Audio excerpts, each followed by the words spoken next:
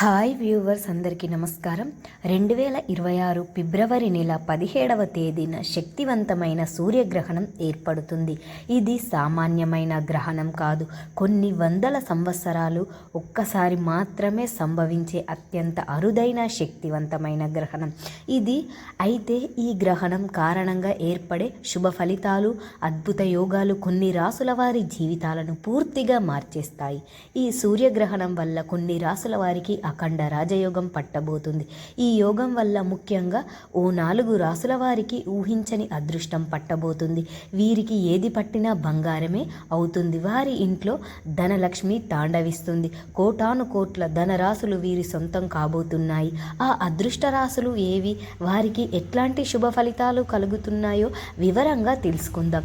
సూర్యగ్రహణం కుంభరాశిలో ఏర్పడటం ఒక మామూలు విషయం కాదు. దీని ప్రభావం వల్ల 4 రాశుల వారికి ఊహించని అదృష్టం పట్టబోతుంది. సాధారణంగా సూర్యగ్రహణం ఏర్పడిన 15 రోజులకు చంద్రగ్రహణం ఏర్పడుతుంది. ఈ గ్రహణం ఏర్పడిన దాని ప్రభావం 40 రోజుల వరకు ఉంటుంది. ఈ 40 రోజులు 4 రాశుల వారికి ఎందులోనూ తిరుగులు అనేది ఉండదు. ఏది పట్టి తలపెట్టినా అందులో విజయాలను చూస్తారు.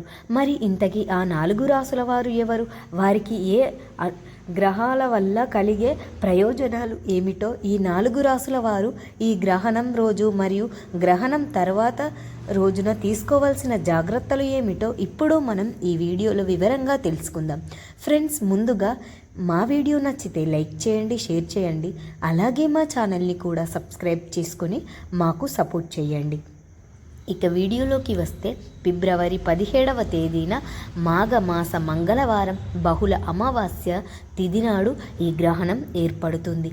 ఈ గ్రహణం రోజు వచ్చేటటువంటి సూర్యగ్రహణాన్ని కంకష్టహార సూర్యగ్రహణం అనే పేరుతో పిలుస్తారు. అలాగే దీనిని మరొక పేరు బహుళ గ్రహ సంకహార సూర్యగ్రహణం.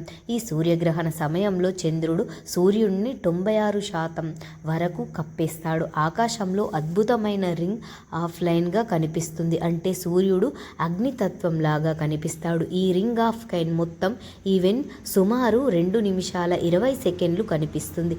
ఈ గ్రహణం యొక్క టైమింగ్స్ చూస్తే గనక సాయంత్రం 5:12 గ్రహణం ముగుస్తుంది. రాత్రి 7:00 గ్రహణం భారతదేశంలో కనిపించదు.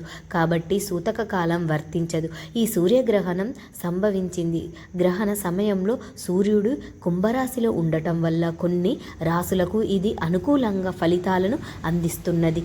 ఇది భారతదేశంలో కనిపించకపోయినా ఇతర దేశాలపై ఈ గ్రహణ ప్రభావం ఉంటుంది. ఈ గ్రహణం ప్రధానంగా దక్షిణ అర్ధగోళ ప్రాంతాలలో కనిపిస్తుంది. దక్షిణ ఆఫ్రికాలోని కొన్ని భాగాలకు దక్షిణ ఆర్టికల్ అయిన మరియు దక్షిణ ఆఫ్రికా ప్రాంతాలలో దీని ప్రభావం ఉంటుంది.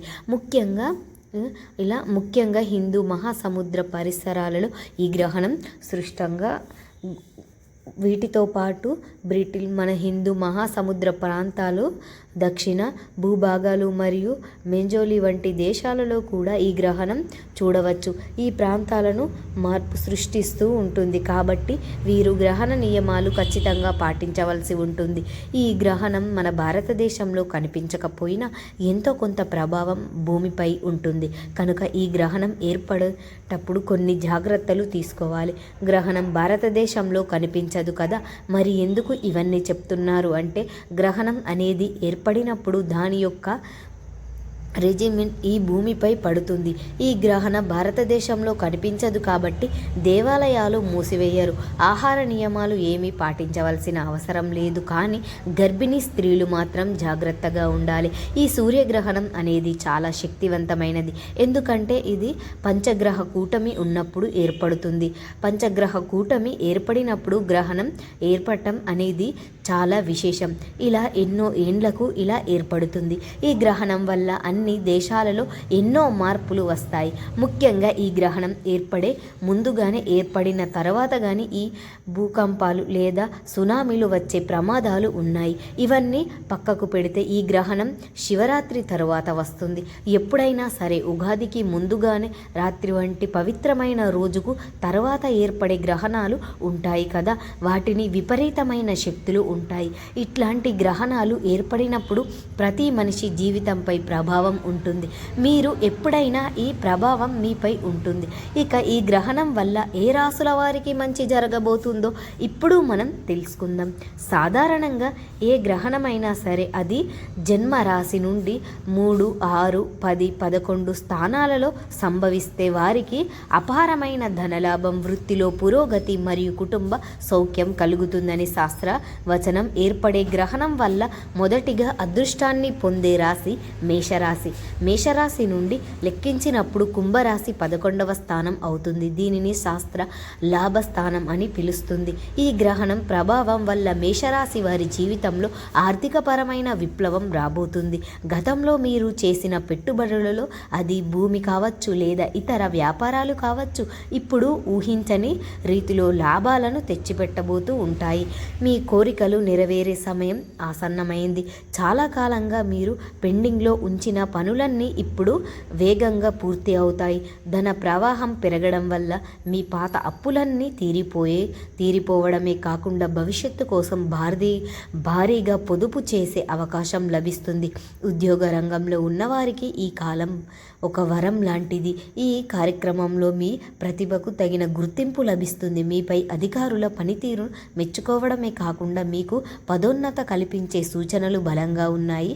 ఇక దీనివల్ల మీ సామాజిక హోదా పెరగడమే కాకుండా అధికారులు మీకు మరింత బాధ్యతలు అందిస్తారు. సమాజంలో మీరు పేరు ప్రఖ్యాతలు గడిచిన వ్యక్తితో మీకు పరిచయాలు ఏర్పడతాయి. ఈ పరిచయాలు మీ భవిష్యత్తు ఎదుగుదలకు ఎంతో తోడ్పడతాయి. నిరుద్యోగులకు వారు కోరుకున్న రంగంలో మంచి జీతంతో కూడిన ఉద్యోగం లభిస్తుంది. వ్యాపారస్తులు నూతన ఒప్పందాలు కుదుర్చుకుంటారు. ముఖ్యంగా భాగస్వామ్య వ్యాపారాలు చేసేవారికి ఈ కాలం అత్యంత లాభదాయకంగా ఉంటుంది. కుటుంబంలో శుభకార్యాలు జరగడం వల్ల సంతోషకరమైన వాతావరణం నెలకొంటుంది. సంతానం కోసం ఎదురు చూస్తున్న వారికి శుభవార్తలు అందుతాయి. మీ ఆత్మవిశ్వాసం రెట్టింపు అవడం వల్ల మీరు చేపట్టిన ప్రతి పనిలో విజయం సాధిస్తారు. అదృష్టాన్ని పొందే రెండవ రాశి కన్యారాశి. కన్యారాశి వారికి శుభరాత్రి 6వ స్థానం అవుతుంది. సాధారణంగా 6వ స్థానాన్ని శత్రువు మరియు రోగస్థానంగా పరిగణిస్తారు. అయితే గ్రహణ సమయంలో పాపగ్రహ ప్రభావం వల్ల స్థానంపై ఉన్నప్పుడు అది శత్రుగ్రహ యోగాన్ని ఇస్తుంది. అంటే మీరు ఎదుగుదలను అడ్డుకోవాలని చూసే శత్రువులు ఇప్పుడు మీ ఓటమిని చూస్తారు. మీపై కుట్రలు చేసేవారు తమ ప్రయత్నాలలో విఫలమై చివరికి మీ దగ్గరకు వచ్చి రాజీ పడే పరిస్థితి ఏర్పడుతుంది. కోర్టు కేసులు లేదా భూమి తగాదాలు ఏమైనా ఉంటే అవి మీకు అనుకూలంగా పరిష్కారం అవుతాయి. చట్టపరమైన చిక్కుల నుండి మీకు విముక్తి లభిస్తుంది. ఆరోగ్యపరంగా గత కొంతకాలంగా మిమ్మల్ని వేధిస్తున్న దీర్ఘకాలిక సమస్యల నుండి ఉపశమనం లభిస్తుంది. కొత్త చికిత్సా విధానం మీకు బాగా పనిచేస్తుంది. దీనివల్ల మీరు శారీరక మరియు మానసికంగా మంచిగా ఉంటారు. ఆర్థికంగా చూసుకుంటే మీకు రావాల్సిన పాత బాకీల వసూలు అవుతూ ఉంటుంది. అప్పుల బాధల నుండి బయటపడేందుకు కొత్త మార్గాలు కనిపిస్తాయి. పోటీ పరీక్షలకు సిద్ధమవుతున్న విద్యార్థులకు ఈ గ్రహణం ఒక గొప్ప శక్తిని ఇస్తుంది.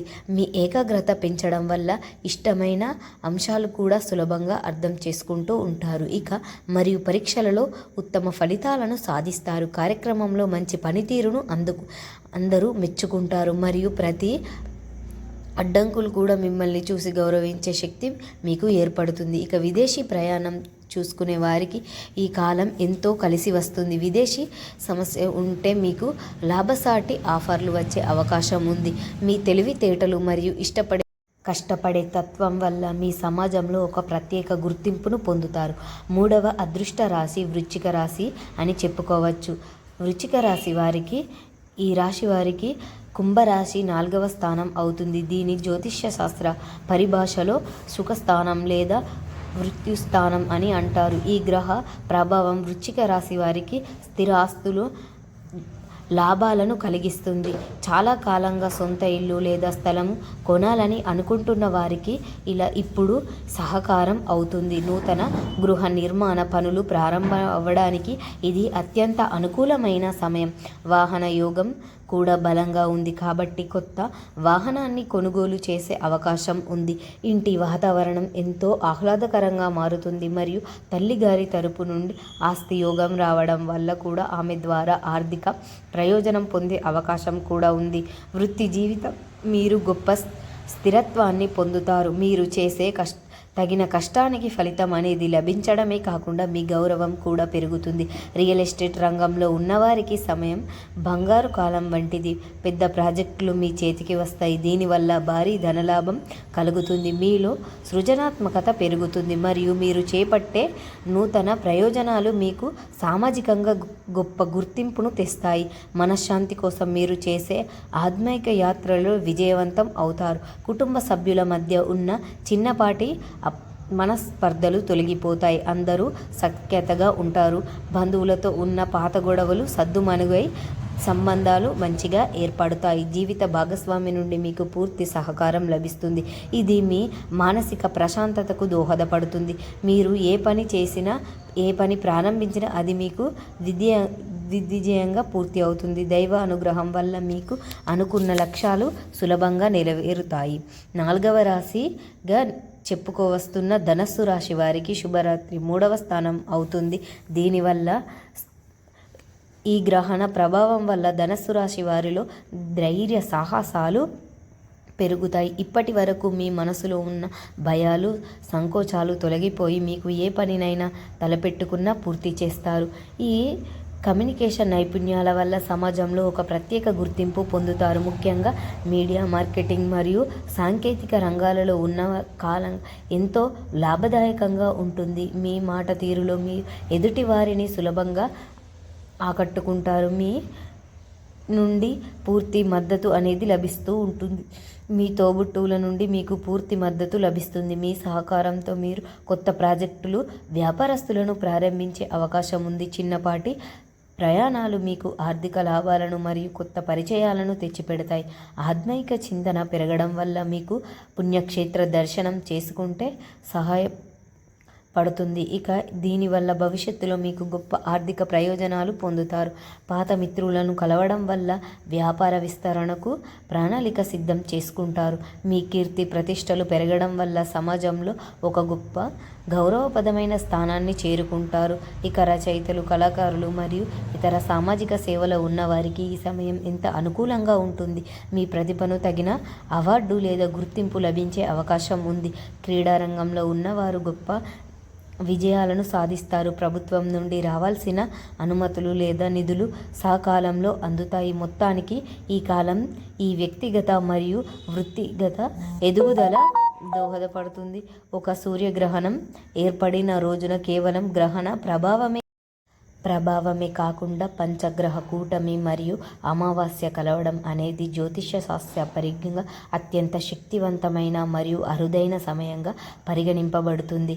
మనకు నేరుగా కనిపించకపోయినప్పటికీ ఈ రోజున ఏర్పడే గ్రహ స్థితిగతులు మరియు అమావాస్య స్థితి వల్ల కలిగే శక్తి తరంగాలు విశ్వమంతా వ్యాపించి ఉంటాయి. అందుకే ఈ రోజున చేసే దాన ధర్మాలు మరియు పూజలు సాధారణమైన రోజుల కంటే కొన్ని వేల రెట్ల ఎక్కువ పుణ్య ఫలితాలను ఇస్తాయని శాస్త్రాలు చెప్తూ ఉన్నాయి.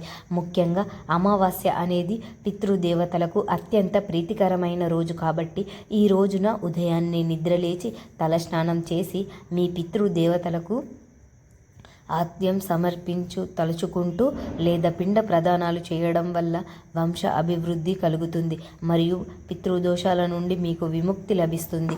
పంచగ్రహ కూటమి వల్ల ఏర్పడే మానసిక ఒత్తిడి తగ్గించుకోవడానికి ఒక రోజంతా మౌనంగా ఉండడం లేదా ఓం నమో నారాయణ లేదా ఓం నమశివాయ అనేటువంటి మంత్రాలు చదవడం ఉత్తమం. అమావాస్య రోజున మీ ఇంట్లో నెగిటివ్ ఎనర్జీని తొలగించుకోవడానికి సముద్రపు ఉప్పు నీటిలో కలిపి ఇల్లంతా తుడుచుకోవాలి మరియు సాయంత్రం ఒకవేళ మీ ఇంటి గుమ్మం దగ్గర నువ్వుల నూనెతో దీపం వెలిగించి లక్ష్మీదేవికి ఆహ్వానించాలి. ఈ రోజున ముఖ్యంగా ఆకలితో ఉన్నవారికి అన్నదానం చేయడం, మూగజీవులకు ఇలా ఆహారం పెట్టడం వంటివి చేస్తే గ్రహ దోషాలు ఇవన్నీ కూడా తగ్గుతాయి. ఇక రావి చెట్టు కింద నల్ల నువ్వులతో కలిపిన దీపాన్ని వెలిగించడం వల్ల శని దోషాలు తగ్గిపోతాయి.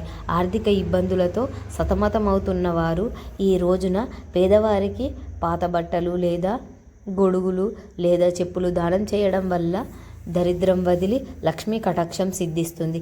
మన ఇంటికి వాయుమూలంలో ఒక చిన్న పాత్రలో నీరు ఉంచి అందులో చిటికెడు పసుపు వేసి మరుసటి రోజు వాటిని మొక్కలకు పోయడం వల్ల ఇంట్లో ఉన్న చిక్కులు అన్నీ కూడా తొలగిపోతాయి. అమావాస్య రోజున ఎవరిని బాధ పెట్టవద్దు, ఎవరితో గొడవ పడకుండా సాత్విక ఆహారాన్ని తినండి.